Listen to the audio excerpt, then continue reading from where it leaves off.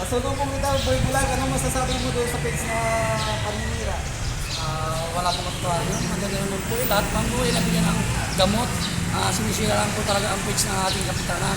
Gumagawa na ho ng maganda, sinisiraan pa rin po. Ano ba dapat natin gawin? Gamot lang ho ba ang kailangan? Eto po, Rosortan. Unlodipin, wala po tayo. Pag ikay nagtatae, diet tabs ang iyong inumin. Pero mas mabisa ang ano ng mais. Ilalagay mo yung busal sa inyong puwet.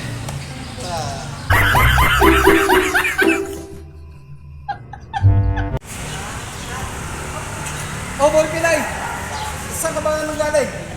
Sa butika, humingi ako ng gamot. Sa sobrang dami ng gamot, wala pa ako napili. May nagbigay po sa akin ng pambili ng gamot kasi wala pa ako pambiling gamot eh. Ang sinabi sa akin yung bilhin kong gamot, Altro. Maganda. Dahil makakatuloy daw ng lakad doon. Kaya lang, paatras. Yan pa!